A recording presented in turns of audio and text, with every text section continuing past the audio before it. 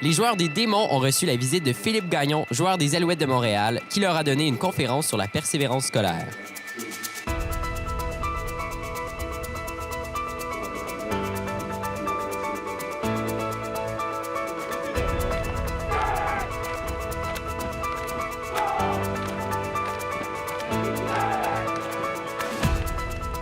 Coach Éric, ça fait combien de temps qu'on peut voir des joueurs des Alouettes venir donner des conférences à l'école? Je pense que c'est notre 5e Alouette qui vient officiellement donner une conférence, mais avant ça, on a eu aussi Étienne Boulay qui était venu nous voir et Bruno Eppel. Souvent, on voit ces joueurs-là, des joueurs professionnels, puis on s'imagine que c'est inatteignable, que c'est des demi-dieux, mais c'est pas ça, là. C'est des petits gars comme eux autres qui ont passé par le même cheminement qu'eux autres.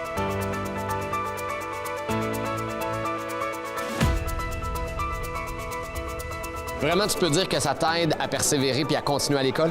Oui, vraiment. Ça m'apporte à me réveiller, à venir à l'école, puis à me forcer plus dans mon option puis dans ma passion.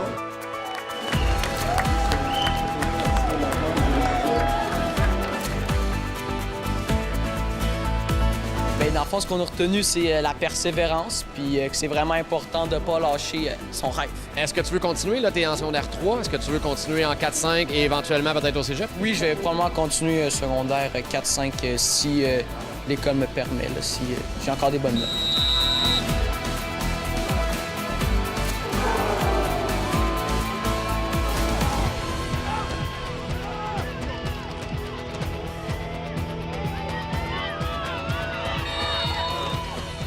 Depuis secondaire 1 à Polyvalente, moi, dès que j'étais arrivé à Polyvalente, j'ai vu qu'il y avait du football, ça m'a intéressé tout de suite parce que moi, je suis un gars qui aime ça, premièrement, le sport, j'aime ça le contact, puis j'aime ça me faire beaucoup d'amis parce que quand tu rentres dans le football, t'es comme dans une genre de deuxième famille, on peut dire qu'on peut compter sur eux autres. Qu'est-ce qui m'a marqué vraiment, c'est qu'ils nous expliquaient que dans la vie, il faut vraiment travailler pour se rendre le plus haut possible.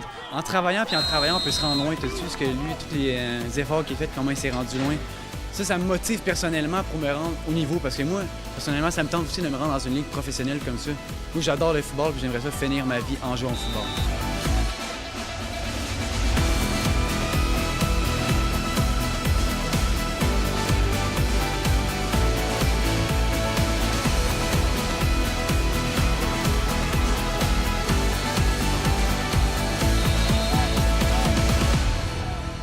Peux-tu nous décrire un peu, pour ceux qui connaissent moins ça, ta position au football? Ma position, le groupe en tant que tel s'appelle la ligne offensive.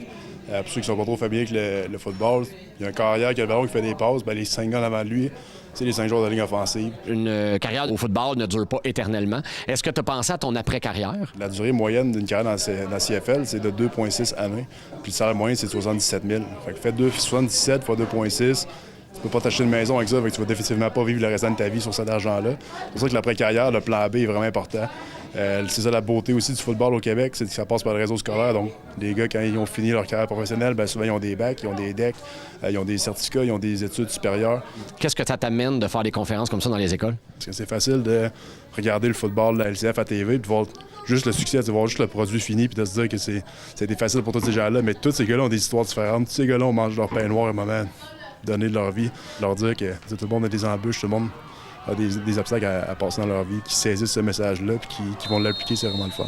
Et c'est le fun de voir aussi la proximité et de voir pour les élèves que c'est un rêve qui est possible de voir un Québécois qui est là devant eux et qui a eu un parcours comme ça. Laisse-moi te dire qu'il était marqué et très impressionné par ta rencontre. Merci beaucoup, puis je te dirais que c'est plus que la moitié de ma paye, c'est de voir ça, c'est ces visages-là, c'est de voir les sourires, c'est de savoir que j'ai pu avoir peut-être un impact positif sur quelques-uns de ces jeunes-là, c'est vraiment plaisant.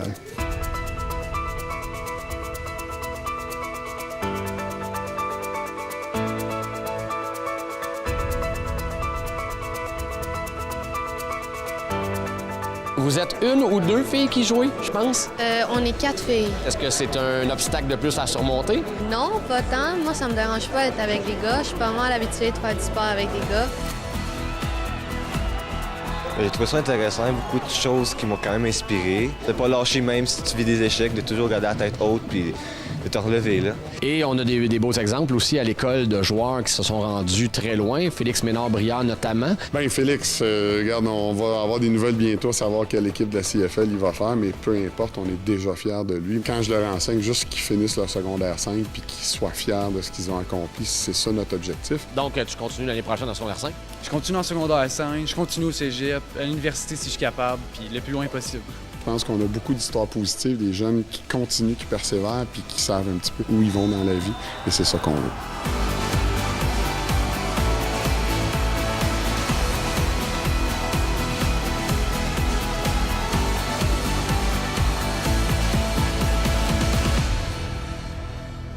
Nous vous invitons à aller visionner l'intégrale de la deuxième partie du reportage sur le 100% Démons sur la chaîne YouTube de Télédémons. Et d'ici là, à la prochaine! Ça nous permet d'avoir des midis consacrés à ça. On va là avec des amis, on rencontre des nouvelles personnes. En secondaire 1, c'était tous des plus vieux. Ils sont super bien accueillis.